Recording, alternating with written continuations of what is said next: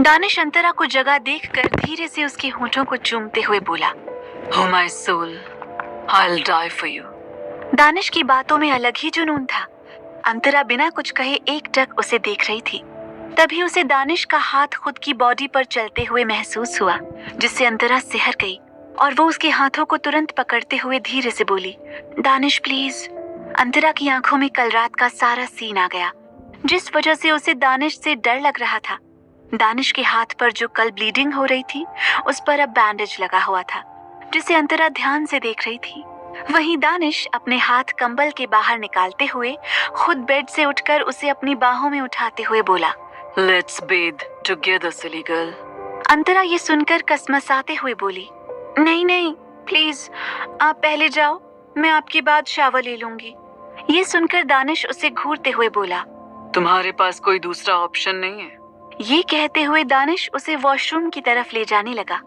तो वहीं अंतरा दानिश को मना करती रह गई, पर दानिश ने उसकी एक नहीं सुनी। कुछ समय बाद दानिश अंतरा को बाथरूम में लेकर बाहर आया और सीधा क्लोजेट में लेकर चला गया। अंतरा का चेहरा हॉट बाथ लेने से काफी ग्लोइंग लग रहा था। कुछ देर बाद अंतरा फुल लेंथ ड्रेसिंग मिरर के आगे पिंक कलर की साड़ी में रेडी होकर खड़ी थी और वहीं दानिश उसकी सीधी मांग में सिंदूर भरते हुए बोला, Now you are ready, silly girl. अंतरा दानिश को बस खा जाने वाली नजरों से घूर रही थी। दानिश ब्लैक कलर के ऑफिस सूट में रेडी था। आज हॉलिडे था, जिस वजह से अंतरा का कॉलेज नहीं था, इसलिए वो घर में ही रहने वाली थी। दानिश फिर उसके माथे पर किस करते हुए बोला, आज रात को तुम्हारा सेमेस्टर टेस्ट है, तो भूलना मत। मैं ऑफिस से आने के बाद टेस्ट लूंगा। ये कहकर दानिश ने अपना लैपटॉप बैग और अपना फोन लिया और रूम से बाहर निकल गया। वहीं अंतरा इस सब के चक्कर में अपना टेस्ट भूल ही गई थी, जिस वजह से वो दानिश के कहने पर याद करते हुए बोली, ओ नो, मेरे तो दिमाग से ही ये चीज निकल गई थी। ये दानिश भी ना पहले तो इतना परेशान करते हैं, ऊपर से इस पढ़ाई को लेकर भी इन्हें परेशान करना होता है।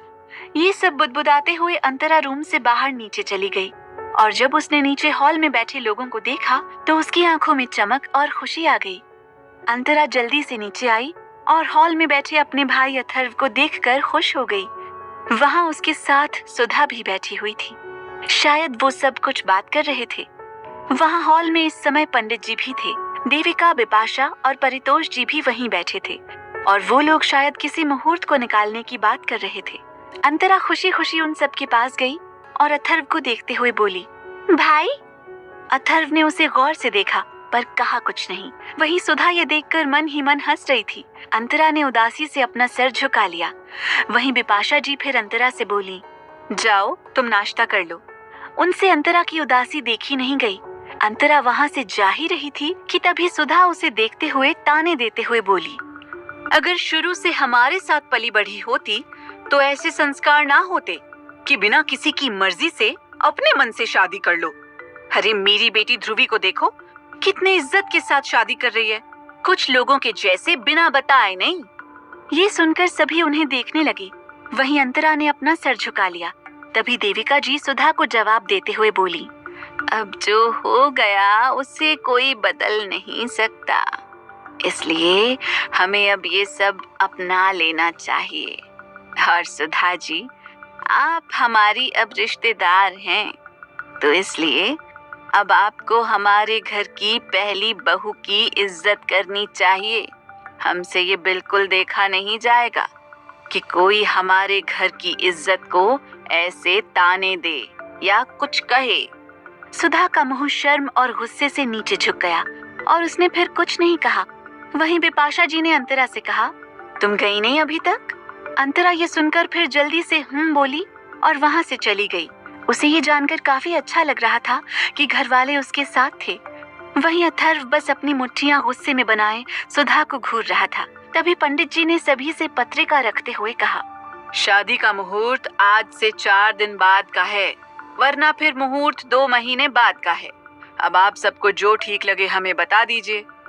उनके ये कहने पर सुधा तुरंत खुशी से बोली, सोचना क्या है इसमें, 4 दिन बाद ही शादी करते हैं, क्योंकि जब सब राजी हैं तो 2-3 महीने का इंतजार क्यों करना। सुधा को बस अपनी बेटी को किसी तरह इस आलीशान घर में लाना था। उसे अंतरा को यहाँ देखकर और सबको उसकी ऐसे परवाह करते देख बर्दाश्त नहीं हो रहा था। वहीं अथर्व उनकी बात सुनकर बोला, पर आंटी, इतनी जल्दी कैसे होगा सब? ओबरॉय परिवार भी हामी भरते हुए हाँ में सर हिलाता है। तो सुधा जी ने आगे उन्हें समझाया और अपनी सफाई दी, जिसे सुनकर फिर देविका जी ने कहा, हमें सुधा जी की बातें सही लग रही हैं, इसलिए हमने फैसला लिया है कि शादी आज से 4 दिन बाद ही होगी और सारी रस्मों के मुहूर्त हम आज ही पंडित जी से निकलवा लेंगे। उनकी बात पर फिर सभी राजी हो गए और पंडित जी ने मुहूर्त निकाला, जिसमें से 2 दिन बाद हल्दी थी, फिर उसके अगले दिन मेहंदी और संगीत था और चौथे दिन शादी थी, जो पैलेस में होने वाली थी। सभी खुश थे ये सब सुनकर। अंतरा भी वहीं कुछ दूर खड़ी ये सब सुन रही थी और उसके भी चेहरे पर बड़ी सी स्माइल थी। उसके बाद अथर्व और सुधा कुछ देर तक और ऐसे ही बातें करते रहे और फिर शादी की तैयारियां करने के लिए अथर्व और सुधा दोनों विला के लिए निकल गए। वहीं देविका जी फिर अपने कमरे में चली गईं। उनके पीछे बिपाशा जी भी गईं। देविका जी कमरे में आईं और सोफे पर बैठकर कुछ सोचने लगी। वहीं बिपाशा जी ने उन्हें उनकी दवाई देते हुए बोली, माँ, आप क्या सोच रही हैं? देविका जी अपनी दवाई लेते हुए बोली, जब अंतरा ने मंदिर में इत्तेफाक से मेरी जान बचाई थी, तब मुझे नहीं पता था कि अंतरा वही लड़की थी जिसे मेरा पोता दानिश बचपन से पसंद करता आ रहा था। और देखो, भगवान भी कैसा खेल खेलते हैं। अनजाने में अंतरा मुझसे मिली, मैं उसे इस घर में लाई, वो भी सिर्फ इसलिए क्योंकि मैं चाहती थी कि दानिश उस बचपन वाली लड़की को भूल जाए और कहीं न कहीं अंतरा को वो पसंद करने लगे। पर देखो, अंतरा वही लड़की निकली जिसे दानिश बचपन में पसंद करता था और आज उसने उसी लड़की से शादी भी कर ली। ये कहते हुए देविका जी के चेहरे पर एक मुस्कुराहट आ गई। वहीं ये सुनकर बिपाशा जी हैरानी से बोली, क्या आप सच कह रही हैं माँ? ये वही बचपन वाली लड़की थी जिससे दानिश मिलने जाया करता था, पर वो जल्दी किसी से बताता नहीं था इस बारे में। वो तो हमें ड्राइवर से ये सब पता चला था। इस पर देविका जी मुस्कुराते हुए बोली, हाँ, ये वही लड़की है, क्योंकि मैंने पता लगवाया तो मुझे अंतरा के बारे में सब पता चल गया। और बहू, सच में मैं बहुत खुश हूँ। मेरे दोनों पोते अब अपनी अपनी जिंदगी में आगे बढ़ चुके हैं। मुझे इससे ज्यादा अपनी जिंदगी से और कुछ नहीं चाहिए। ये सुनकर बिपाशा जी भी काफी ज्यादा खुश हो गई थी और उनके दिल में अंतरा के लिए प्यार और भी बढ़ गया था। बिपाशा जी फिर कमरे से बाहर निकल गईं और हॉल में गईं, जहां उन्हें अंतरा दिखी और वो प्यार से अंतरा से बोली, अंतरा बेटा, अब तुम जैसे कि इस घर की पहली बहू हो, तो तुम्हें अब सारी जिम्मेदारी लेनी पड़ेगी, क्योंकि शादी 4 दिन बाद है। और हाँ, ज्यादा परेशान मत होना, तुम्हें ज्यादा कुछ नहीं करना पड़ेगा, बस कुछ रस्में होंगी जिन्हें तुम्हें निभाना पड़ेगा। अंतरा ने ये सुना तो वो खुशी और प्यार से अपना सर हिला देती है और फिर अंतरा अपने रूम में आकर पढ़ाई करने लगी, क्योंकि दानिश आज उसका टेस्ट लेने वाला था। इसी तरह धीरे धीरे शाम हो गई। अंतरा अपने रूम में थी और स्टडी टेबल पर बुक को बिखेरे पढ़ रही थी। तभी उसके रूम का दरवाजा खुला। अंतरा पढ़ाई में बिजी थी, जिस वजह से उसका उस पर ध्यान नहीं गया और तभी उसे अपने बालों पर किसी के होंठ जलते महसूस हुए। अंतरा के हाथों में जो पेन थी, उस पर उसकी पकड़ कस गई और वो धीरे से बोली, दानिश, क्या कर रहे हैं आप? दानिश अंतरा के बालों को साइड करके उसकी गर्दन में अपना सर डालकर उसे स्निफ करते हुए बोला, तुम्हें खुद के होने का एहसास दिला रहा हूँ सिलीगल। अंतरा सिहर गई और वो तुरंत अपनी चेयर से खड़ी होते हुए बोली, नहीं, कोई जरूरत नहीं है, आप मुझे दिख गए। उसकी ये बात सुनकर दानिश उसे बिना किसी भाव के कुछ पल ऐसे ही घूरता रहा और फिर वो उसकी चेयर को उसके सामने से हटाकर उसकी कमर हाथ से सहलाते हुए उसकी गर्दन पर अपना दूसरा हाथ डालकर उसके होठों के करीब आते हुए बोला, नो सिलीगल, अभी तुम्हें फील नहीं हुआ कि मैं आया हूँ, पर अब होगा।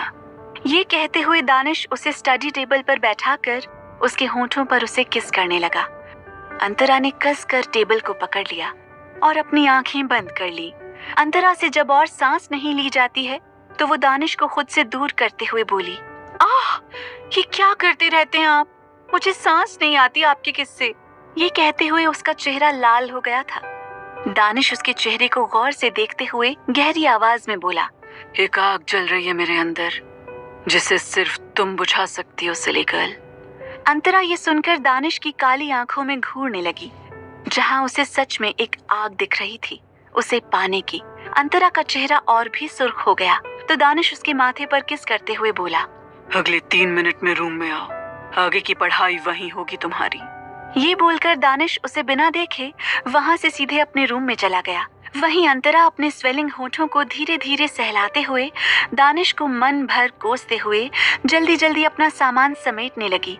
उसके मन में इस वक्त कुछ चल रहा था और वो सोचते हुए बोली, श्रेया ने बोला था कि मैं दानिश से अपनी बचपन की बातें करूं और उनसे पूछूं कि क्या उन्हें मैं याद हूं या नहीं, पर मुझे समझ नहीं आ रहा कि मैं कैसे करूं उनसे ये बात। वो तो मेरी सुनते ही नहीं है, सिर्फ अपनी ही सुनाते रहते हैं। फिर मैं किस तरह उनसे बात की शुरुआत करूं?